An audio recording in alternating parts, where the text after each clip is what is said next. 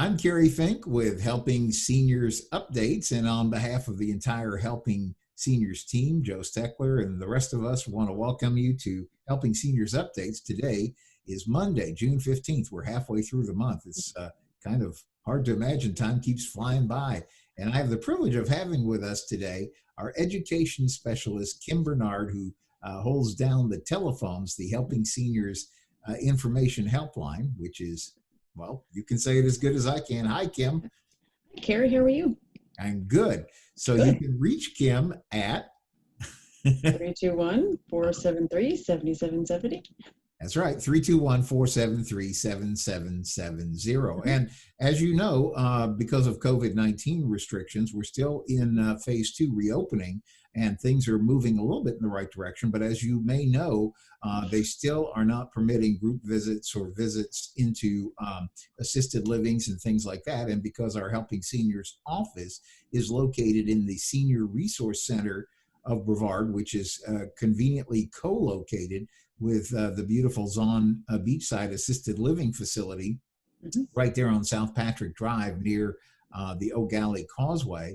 The problem is we've decided to follow their protocols and kind of make sure that we're staying safe and keeping everybody safe.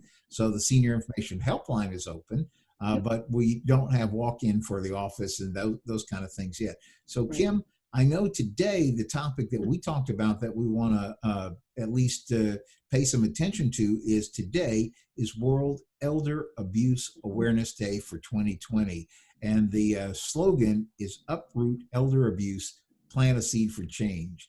And as you know, our friend Teresa Russell with the Department of Children and Family Services Adult Protective Division has really year after year put together a fairly good event over at the Melbourne Auditorium. It's a community fair called the World Elder Abuse Awareness Day community event. But of course, with COVID-19 not happening this year.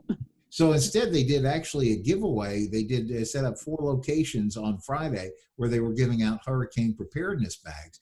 But this is a big thing about elder abuse. And I know you know so much, not only because of your background corporately working in an attorney's office where you had a lot to do with this kind of work, but then even in your charity work and the things that you've done, and certainly what you've been doing with Helping Seniors, you really understand this. I just want to get you to comment a little bit about it. Sure. I mean, unfortunately, I can comment on it. I get all kinds of situations that come through the helpline. I mean, everything from just the basic things, the handyman services. Oh, goodness, I need a lawyer because I don't have a will, those kinds of calls. But when it comes down to, the elder abuse, some people would say, oh, well, maybe they just want to be left alone. Well, you don't just, walk in the house and then walk out the door and never come back.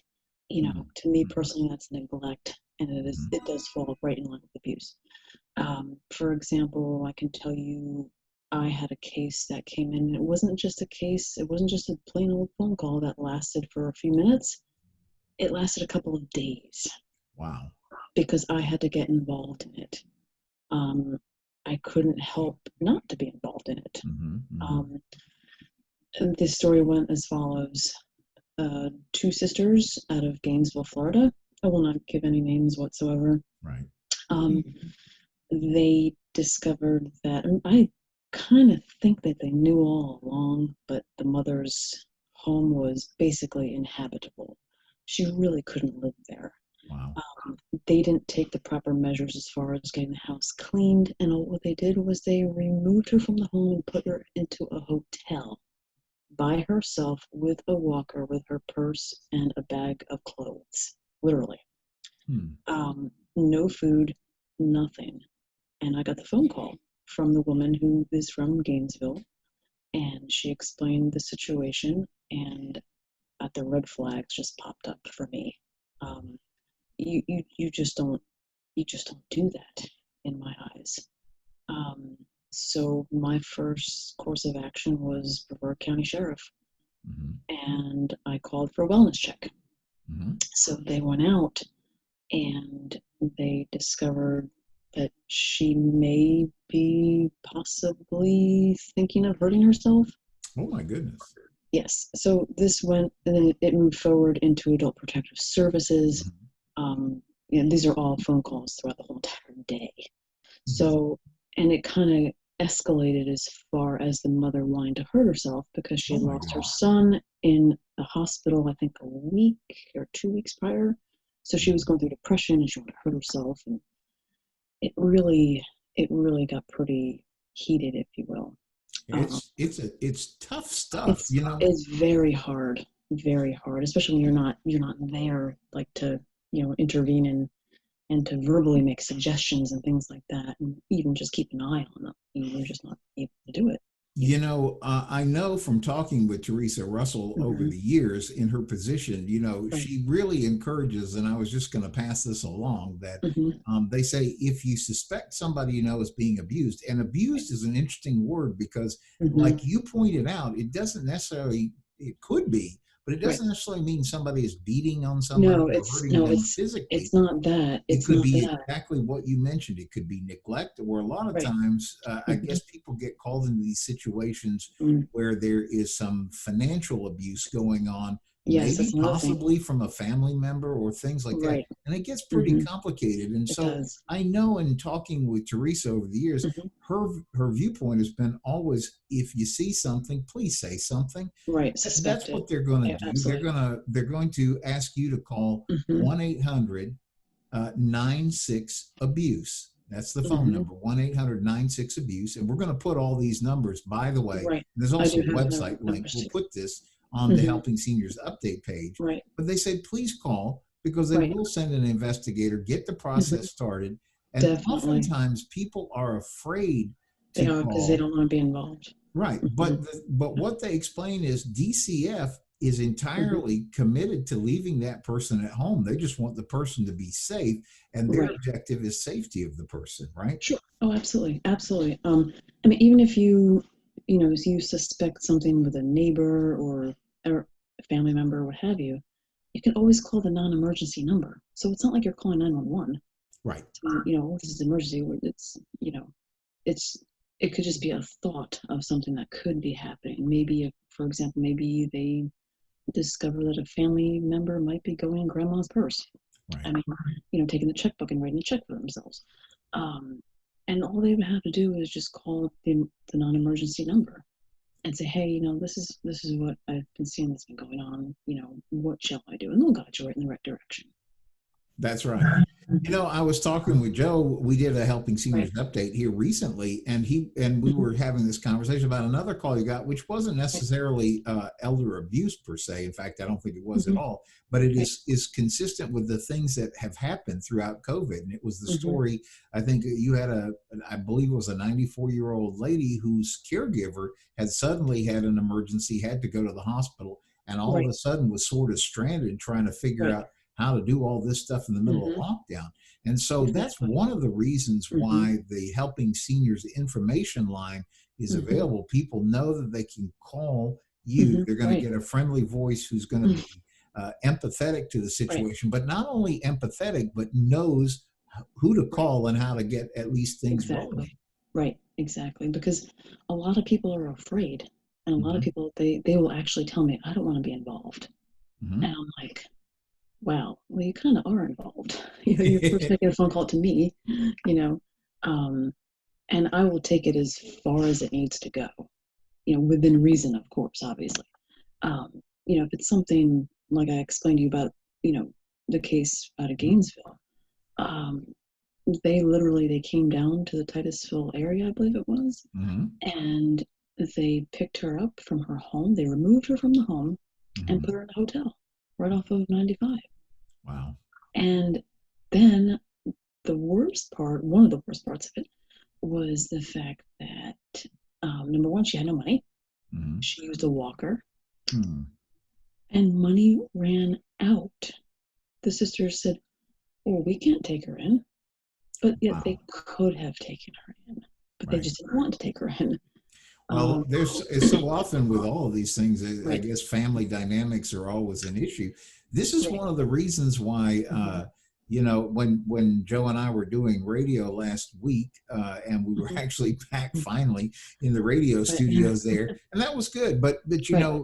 what we were talking about is this is why Mhm. it is so important the work that you do, Mhm. because there has to be Definitely. somebody, someplace people can call. And Mhm. if there are Right. referral lines and things like that, but those Mhm. people basically, here's a number and try to get you pointed in the right direction. But Right. what I think you've discovered, Mhm. and you've really become an expert at helping people on, is the Mhm. fact that it takes many steps to Right. successfully move something to uh, a It reasonable does. place. It does. And most of the time when the people call me, um, I solve it on the spot. Hmm. It's solved on the spot because I put them with the right contact to begin with. Hmm. Hmm. And if that contact says, "Well, gee, I can't handle it, but I know who does," then Hmm. they will, take it one step further. For example, the law. Hmm.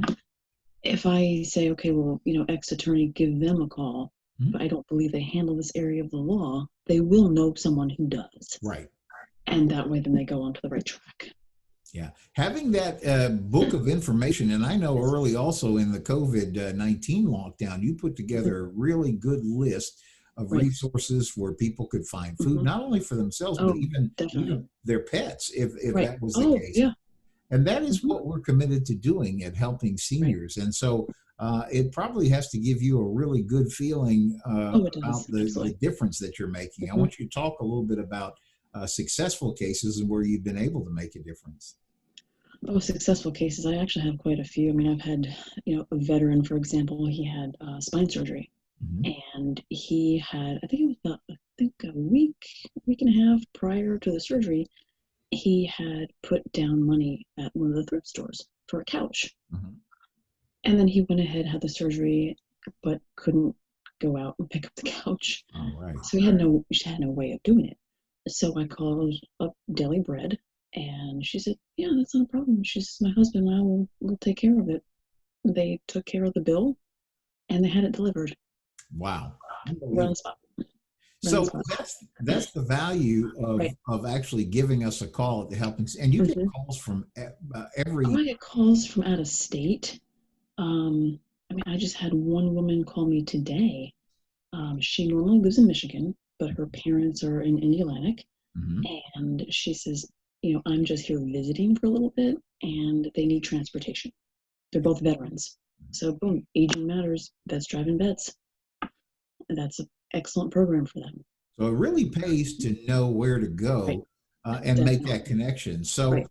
we want to tag up real quick, and I want to close out Hmm. with a appeal about our car raffle. But just Yes. before we do that, I wanted to just thank you for the work that Oh, you're welcome. you're Anytime. on you're on the front lines talking to everybody every day. Right. I Hmm. know when we get feedback from people, they say Hmm. it's such a pleasure to talk to Kim. She knows what Oh, wonderful. she's doing. Good. She cares about the people, and she makes sure that Hmm. that we can take a step in the right direction. And Right. as Joe and I were talking again on the radio on Wednesday, Hmm. it's amazing we're the little organization that can, because Right. uh, we all have a heart, we all care for people, and we know Right. because it's really because of your Hmm. expertise and Joe's expertise, Sure. where to go to find a Hmm. good resolution to things. And then that's Right. one of the reasons why we're so always striving to get information into Hmm. hands of people, Yep. because not everybody will call, but somebody might read an Right. article, they might see a TV Hmm. show, they might hear a radio program, or they might be Hmm. watching Helping Seniors Right. Update That's and true. get Or if you're a information friend, right? on everything going on here. So Kim, Absolutely. one of the things, just to wrap us up for today, I was going to Hmm. mention the car raffle, of course, is still Yes. on. People Hmm. can call you, order Oh, tickets absolutely. directly by Hmm. giving you a call. Online, the online purchase, Yes, or you I can can. do I can process the credit card information online if they don't feel comfortable at home doing it or they don't know how to do it. I've done that. I've taken credit cards over the phone. That's fine. Or they can just mail the check right to our PO box. Yes. However they want to do it. I mean, like I said, I've had people call me from New Jersey. I had a gentleman call me from New Jersey. He said, "I want to buy some tickets." I'm like, "No problem. took all the information and processed it out for him. So Yeah, Joe was talking about he got a I don't know, I remember if it was a call or a letter, but he got a note from hmm somebody who'd bought a 5 pack of $100 tickets, and they right. just this just happened like in the past week, and they Oh, told good. Joe that they said, listen, I bought tickets for hmm this in December, Right. but I hmm know with all that you guys are going through, Good. you need the Yeah. extra help, and I just want to support hmm the work of Helping Good. Seniors. And hmm so helpingseniors.carraffle.com is hmm the place to go. Joe's working with Mark Pylock to get our grand hmm drawing date settled down. They finally got Right. us to groups of 10 people. So we're not quite to 2,000 people yet, but we'll see Not what yet. happens. Getting there. We'll see Getting what there. happens in the next couple of weeks so we can get hmm going. But you can get your tickets, Helping Seniors Car Raffle, or give Kim a call today Right. at 321-473-7770. So we'll wrap it up here, but I want to hmm just, do you have a kind word or something you want to share, a bit of advice or anything as we close out today for Helping Seniors Updates? Well, give me a call. I mean, I take all phone calls, no matter how small, how basic, how complicated you think it is. You're not wasting my time. I'm here. I take the time with everyone who does call. I don't place time limits on people. Um, no matter what it is, just call me, and I'm That's here to support you. That's great. You know, it's kind of like what they used to tell us when we were in elementary school. The teacher would always say, Right. that Do you have a question you question? think is too Right. dumb, go ahead and ask it because half the class is probably wanting to Thinking the same thing. know. Right. Right. Exactly. So with that, we'll let you get back to the phones, and thank you so much for Yes. taking part of Absolutely, your Kerry. day to help us on Helping Seniors Updates. I'm Kerry Fink. You can get more information always at Helping Seniors Updates. We'll post all the information about DCF and the World Elder Abuse Awareness Day 2020. So thanks, and we'll see you on Wednesday.